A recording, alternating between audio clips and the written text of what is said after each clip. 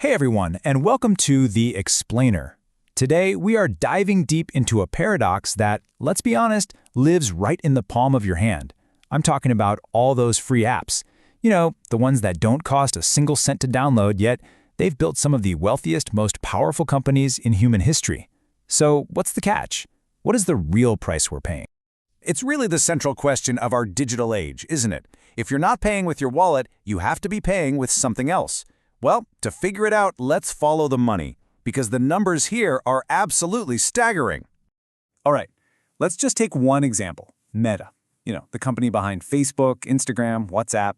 In 2024, their revenue hit a jaw-dropping $164.5 billion.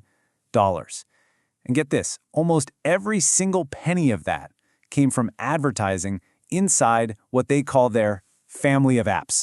And it's not just them. In the same year, Alphabet, that's Google's parent company, pulled in over $350 billion. I mean, think about that. Together, just those two companies control more than half of all the digital ad money being spent on the entire planet. This isn't just a business model, it's a global economic engine.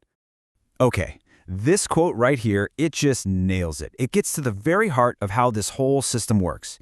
In this new economy, you and I, we're not the customers. Our attention, our clicks, our likes, our data, that is the product. We are the raw material being sold to the highest bidder. So, if our attention is the product, how is it actually sold? Well, it all happens behind the scenes in a hidden marketplace that operates at literally the speed of light. Welcome to the Great Attention Auction. The engine that powers this auction is a technology called real-time bidding, or RTB for short.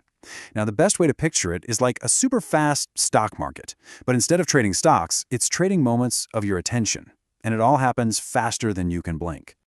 So here's how it works. The second you open an app, bam, a little packet of your data, your location, your interests, what you just looked at, is blasted out to an ad exchange. Immediately, an auction begins. Dozens, sometimes hundreds of advertisers bid against each other for the chance to put their ad in front of your eyeballs.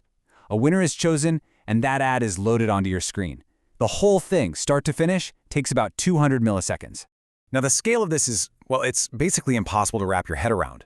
It's estimated that just in the US and Europe, these lightning-fast auctions happen 178 trillion times a year. That is the invisible machinery that powers the entire free internet. But here's the thing.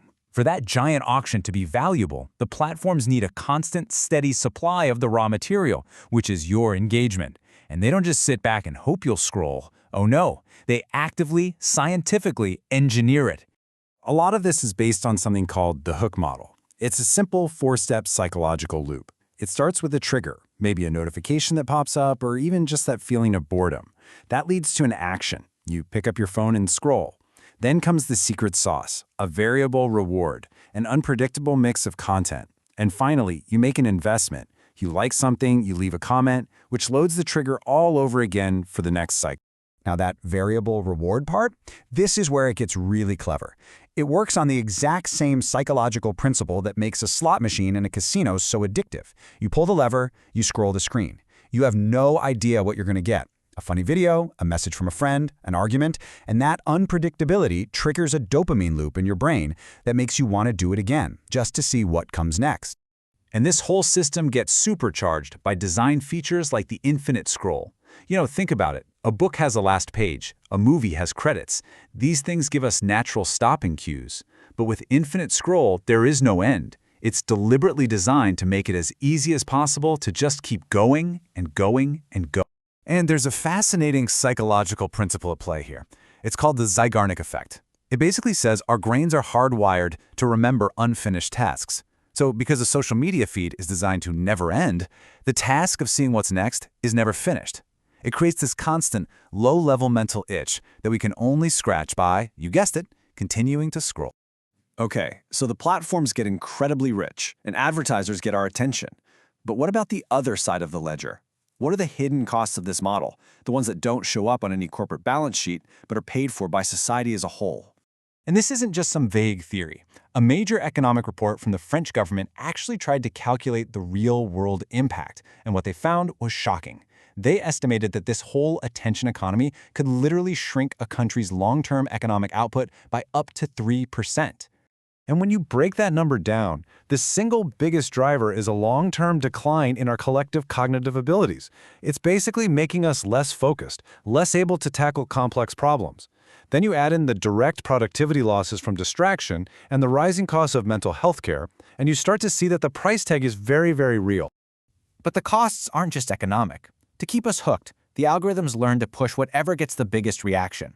And what gets a bigger reaction than anything else? Outrage. Nuance doesn't get clicks. Anger does. Research has even shown that just sprinkling in certain moral or emotional words can boost engagement by almost 25%. And the result is that our shared sense of reality gets fractured, all for the sake of profit. So when you start to add it all up, the economic damage, the cognitive costs, the impact on our society, that little word free starts to look very, very different, doesn't it? It turns out there is a price, and we are all paying it. And that's really the ultimate takeaway here. None of this is an accident. The system isn't broken. It's working exactly as it was designed. It is a global machine, built for one purpose: to turn the most intimate parts of our lives, our time, our thoughts, our focus, into a commodity that can be bought and sold.